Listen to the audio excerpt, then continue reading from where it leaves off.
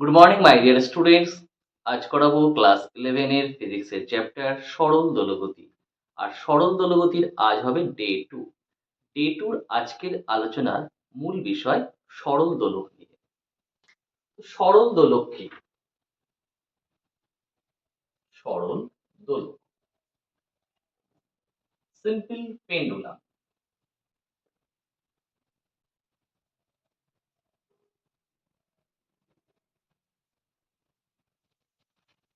একটা দীর্ঘ ভারহীন অপ্রসার্য সুতোর সাহায্যে যদি কোনো বস্তুকে কোনো দৃঢ় অবলম্বন থেকে ঝুলিয়ে দিয়ে যদি বস্তুটিকে দোলানো যায়, তবে সেই সংস্থাটিকে আমরা বলবো সরল দোলক। সুতোর বৈশিষ্ট্য কি কি বললাম? সুতোটা কেমন হতে হবে? সুতো হবে দীর্ঘ ভারহীন অপ্রসার্য।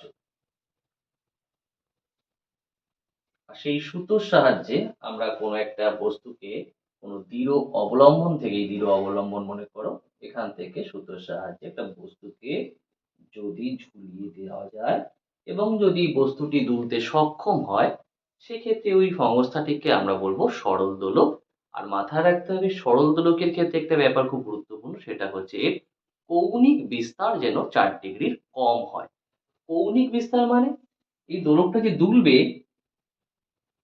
মানে উভয় দিকে ম্যাক্সিমাম যে কৌণিক সরণ হবে, সর্বাধিক যে কৌণিক সরণ, এই সর্বাধিক কৌণিক সরণ যেন 4 ডিগ্রির বেশি না হয়। আর সর্বাধিক কৌণিক সরণকে আমরা বলি কৌণিক বিস্তার। তাহলে কি হতে হবে? কৌণিক বিস্তার 4 ডিগ্রির কম হতে হবে। যদি এটা আমরা থিটা দিয়ে ডিনোট করি, এখানে থিটা মনে করো কৌণিক বিস্তার, তাহলে কৌণিক বিস্তার হতে হবে 4 ডিগ্রি এর কম।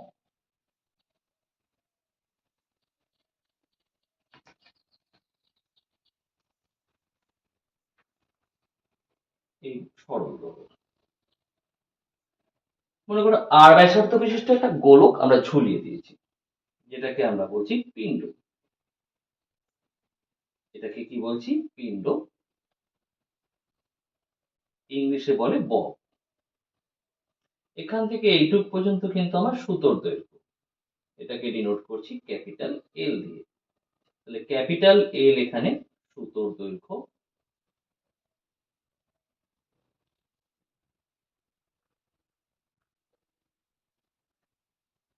এই যে পিণ্ডর ব্যাসার্ধ, মানে এইটুকুকে ডিনোট করছি স্মল আর দিয়ে। তাহলে আর এখানে পিণ্ডের ব্যাসার্ধ।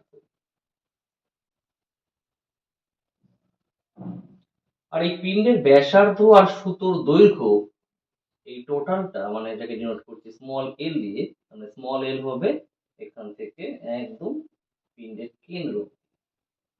তার মানে স্মল এল মানে হচ্ছে ক্যাপিটাল এল প্লাস আর। আর এই স্মল এল কে বলা হয় সুতোর কার্যকর দৈর্ঘ্য।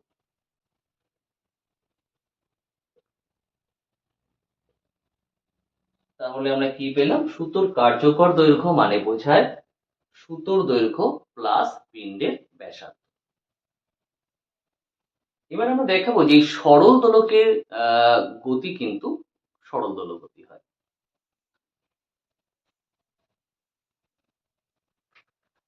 তাহলে দেখা যাক কিভাবে সরল দোলকের গতি সরল দোলগতি হয়।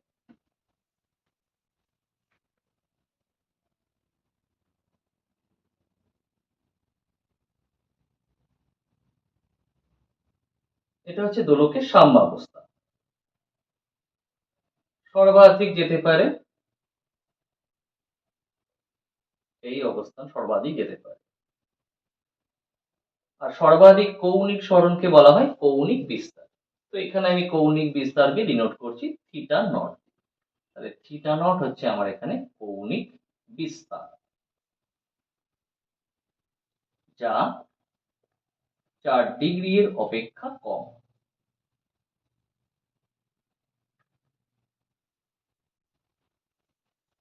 কোনো একটা মুহূর্তে মনে করো দোলকটি এরকম একটা অবস্থানে অবস্থিত। যা সাম্যাবস্থা থেকে এক্স দূরত্বে। আর এই দোলকের কার্যকর দৈর্ঘ্য তো আমাদের স্মল এল। আর এই অবস্থানে যে কোণ উৎপন্ন করছে যেটাকে আমরা বলবো কৌণিক সরণ, সেটাকে ডিনোট করলাম থিটা দ্বারা। তাহলে থিটা হচ্ছে আমাদের কৌণিক সরণ, আর কৌণিক সরণের সর্বাধিক মানটাই হচ্ছে কৌণিক বিস্তার। কৌণিক সরণ। এই পিণ্ডের যে ওজন, পিণ্ডের ভর ধরো এম, তাহলে পিণ্ডের ওজন কাজ করবে নিচের দিকে mg। সুতোর টান কাজ করবে যেখান থেকে ঝোলানো হয়েছে সেই বিন্দুর দিকে, সুতোর টান। যদি আমি mg কে দুটো কম্পোনেন্টে ডিভাইড করি, একটা টি এর ঠিক অপোজিট ডিরেকশনে, আর একটা এর সাথে লম্ব দিকে, মানে এইভাবে। এইটুকু তো এক্স ছিল। আচ্ছা, তো দেখো এইটা আর এটা প্যারালাল, এটা ভেদক, তাহলে এই কোণটা থিটা হলে এই কোণটাও থিটা হবে। তাহলে থিটার দিকে আমরা জানি কোনো ভেক্টরকে যদি দুটো লম্ব উপাংশে বিভাজন করা যায় তাহলে থিটার দিকের উপাংশটা হয় কস উপাংশ আর অন্যটি হয় সাইন উপাংশ। তাহলে এই উপাংশটা কত হবে? mg cos থিটা, আর এটা আসবে mg sin থিটা।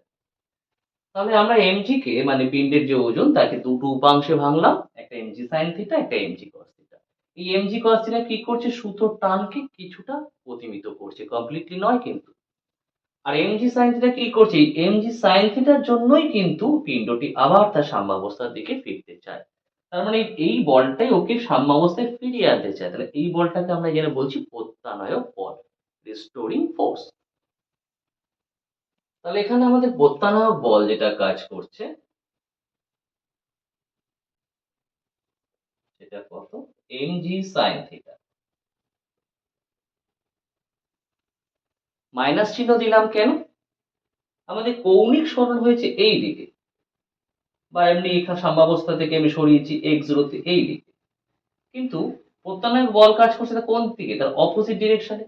আমি যেদিকে সরালাম তার অপোজিট ডিরেকশনে কিন্তু আমাদের প্রত্যানয়ক বলটা কাজ করছে, এই কারণে ঋণাত্মক চিহ্ন এসছে। তাহলে ঋণাত্মক চিহ্নের অর্থ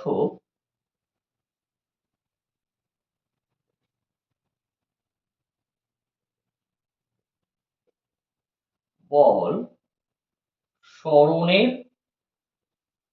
বিপরীতমুখী।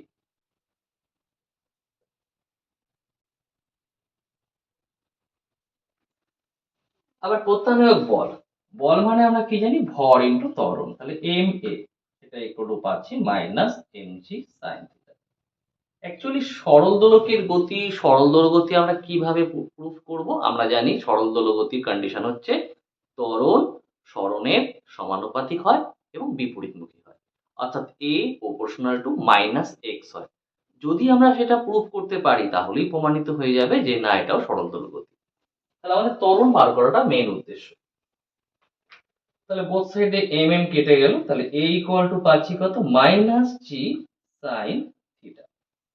এবার দেখো কৌণিক বিস্তার থিটা নট, সেটাই বলেছি 4 ডিগ্রি অপেক্ষা কম, তাহলে এই থিটা তো আরো কম। আর থিটা যদি খুব ক্ষুদ্র হয় তখন সাইন থিটা ইকুয়াল টু কিন্তু থিটা হয়, মানে পুরোপুরি না হলে প্রায় সমান হয়। তাহলে a ইকুয়াল টু আমরা লিখতে পারি জি থিটা, যেহেতু থিটা খুব ক্ষুদ্র। যে বললাম থিটা খুব ক্ষুদ্র হলে, মেনশন করছি না, যেহেতু থিটা খুব ক্ষুদ্র হলে লিখছি, থিটা খুব ক্ষুদ্র হলে সাইন থিটা প্রায় সমান থিটা হয়। আচ্ছা, যদি এইরকম একটা বৃত্তচাপ, এটা যদি বৃত্তচাপ এস হয়, এটা যদি বৃত্তপথের ব্যাসার্ধ আর হয়, আর এই কোণটা যদি থিটা হয়, তো আমরা কি জানি? থিটা ইকুয়াল টু বৃত্তচাপ বাই ব্যাসার্ধ হয়। তাহলে এখানেও দেখো এই যে ছবিটা আছে এখান থেকে এত অব্দি, এই বৃত্তচাপটা কত? এক্স, এটা কত? এল, এটা কি থিটা। তাহলে আমরা বলতে পারি থিটা ইকুয়াল টু বৃত্তচাপ যেহেতু এক্স আর এই দৈর্ঘ্যটা এল, তাহলে theta equal to X by এল। তাহলে এখানেও তাই লিখছি, তাহলে a equal to minus G, থিটার জায়গায় লিখছি x by L, or a equal to minus G by L into X. এবার দেখো জি তো অভিকর্ষ ত্বরণ কনস্ট্যান্ট, এল সুতোর কার্যকর দৈর্ঘ্য কনস্ট্যান্ট, তো সেই ক্ষেত্রে যদি আমরা বলতেই পারি তাহলে a proportional to minus x, যেহেতু জি আর এল কনস্ট্যান্ট। তাহলে a proportional to minus x যখনই বলতে পারলাম, তার মানে বলা যায় যে হ্যাঁ সরল দোলকের গতি সরল দোলক। আবার এভাবেও আমরা বলতে পারি, আমরা ত্বরণের ইকুয়েশন কি দেখেছিলাম, a ইকুয়াল টু ছিল মাইনাস ওমেগা স্কোয়ার এক্স, সেখানেও কিন্তু ওমেগা কনস্ট্যান্ট। তাহলে এটাকে আমরা সেই a equal to minus omega square x এর সাথেও কম্পেয়ার করতে পারি। সেইভাবে আমরা বলতে পারি হ্যাঁ তাহলে এটাও সরল দোলগতি। তাহলে ইহা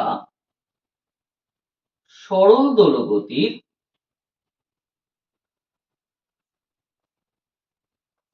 সমীকরণ a equal to minus omega square x এর তুল্য,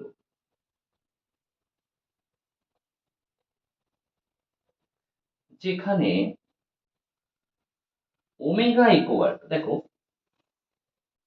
যদি এটাকে আমরা a equal to minus omega square x এর সাথে কম্পেয়ার করি, a আছে, মাইনাস মাইনাস আছে, এক্স এক্স আছে, তাহলে ওমেগা স্কোয়ার মানে বুঝবো জি বাই এল।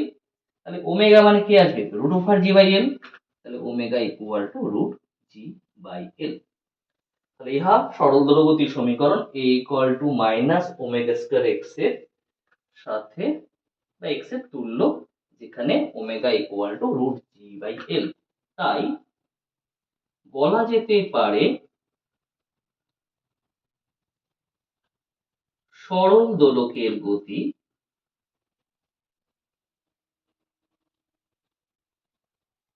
সরল দোলগতি। তো সরল দোলকের গতি তো সরল দোলগতি বুঝলাম, তাহলে এই গতির পর্যায়কাল কত হবে? পর্যায়কাল, সরল দোলগতির পর্যায়কাল বা দোলনকাল, ইংলিশে কি বলছি, টাইম পিরিয়ড। তো পর্যায়কালের ফর্মুলা আমরা জানি, টি ইকুয়াল টু হয় 2 পাই বাই ওমেগা, আর এখানে ওমেগা মানে শিখে নিয়েছি রুট ওভার জি বাই এল। তাহলে কত পাবো, ওমেগা তো নিচে, তাহলে রুট জিটা নিচে থাকছে, তাহলে এল উপর উঠে যাচ্ছে। তাহলে দোলনকাল পাচ্ছি T equal to 2 pi root over l by জি। তাহলে এটাই হলো আমাদের সরল দোলকের দোলনকাল। এবার আসি সেকেন্ড দোলক। তো সেকেন্ড দোলক কাকে বলে? যে দোলকের অর্ধ দোলনকাল 1 সেকেন্ড। মানে যদি একটা প্রান্ত থেকে স্টার্ট করে, তাহলে এক প্রান্ত থেকে আর এক প্রান্ত যেতেও সময় লাগবে 1 সেকেন্ড। বা যদি সাম্যাবস্থা থেকে স্টার্ট করে, তাহলে সাম্যাবস্থা থেকে প্রান্তে গিয়ে আবার সাম্যাবস্থায় আসতে, এদিক থেকে ঘুরে নয়, যদি এদিকে যায় এদিক থেকে ঘুরে এখানে, বা এদিক থেকে এদিকে যায় তাহলে এদিক থেকে ঘুরে জাস্ট এখানে, সেটা হবে অর্ধ দোলন। আর সেই অর্ধ দোলনের জন্য যে সময় লাগবে তাকে বলছি অর্ধ দোলনকাল। তো সেই অর্ধ দোলনকাল যদি 1 সেকেন্ড হয়, দ্যাট মিনস পূর্ণ দোলনকাল যদি 2 সেকেন্ড হয়, তো তাকে আমরা বলবো সেকেন্ড দোলক। তো সেই সেকেন্ড দোলকের কার্যকর দৈর্ঘ্য কত হবে, তো সেটা একটু দেখে নিই।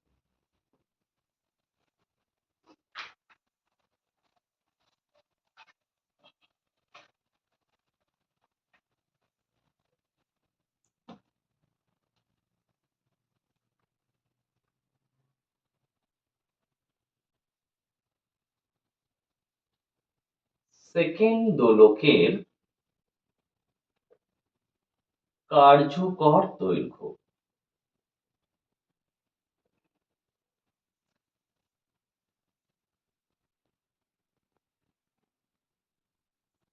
তো সরল দোলকের ক্ষেত্রে দোলনকালের ফর্মুলা কি, T equal to 2 pi root over l by G.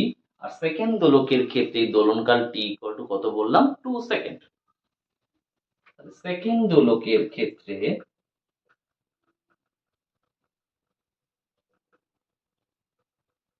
T equal to 2 second, টি এর জায়গায় 2 বসিয়ে দিচ্ছি। আমাদের কি বার করতে হবে, কার্যকর দৈর্ঘ্য। আর কার্যকর দৈর্ঘ্য কি দিয়ে ডিনোট করা হয়, স্মল এল দ্বারা। যদি শুধু সুতোর দৈর্ঘ্য বলতো তাহলে কিন্তু ক্যাপিটাল এল হতো। হ্যাঁ, তাহলে বোথ সাইড থেকে যদি আমি 2 2 কেটে দিই, পাশে থাকলো 1 পাই রুট এল বাই জি। তাহলে 1/পাই equal to root over l by g. আমার দরকার তো এল, তো বোথ সাইডে বর্গ করে দিই। তাহলে 1/পাই স্কোয়ার ইকুয়াল টু আসছে এল বাই জি। তাহলে or L equal to G by pi square. এবার জি এর ভ্যালু সিজিএস হলে সিজিএস এ বসিয়ে দেবো, এসআই তে চাইলে এসআই তে বসিয়ে দেবো। এসআই তে জি এর ভ্যালু আসবে 9.8। তখন শুধু মানে দোলকের কার্যকর দৈর্ঘ্য আসবে এল ইকুয়াল টু কি আসবে, 9.8 বাই পাই স্কোয়ার। SI তে G ইকুয়াল টু আছে 9.8 মিটার পার সেকেন্ড স্কয়ার, টেনও ধরা যেতে পারে। তাহলে তখন L ইকুয়াল টু কত আসবে? 9.8 বাই পাই স্কয়ার, ইউনিট কিসে আসবে? মিটারে। এটা হলো সেকেন্ড দোলকের কার্যকর দৈর্ঘ্য। সরল দোলকের দোলনকাল আমরা দেখেছি, তার ফর্মুলা পেয়েছি T equal to 2 pi root LG। Second দোলকের ক্ষেত্রে সেই দোলনকাল দেখলাম 2 সেকেন্ড হয়। আর এবার আসি এই সরল দোলকের মোট যান্ত্রিক শক্তি কত হবে।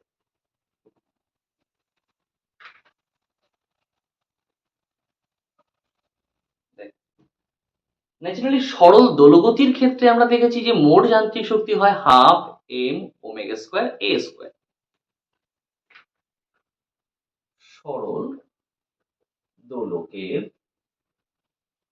মোট যান্ত্রিক শক্তি বা মোট শক্তি বললেও চলবে। তো সরল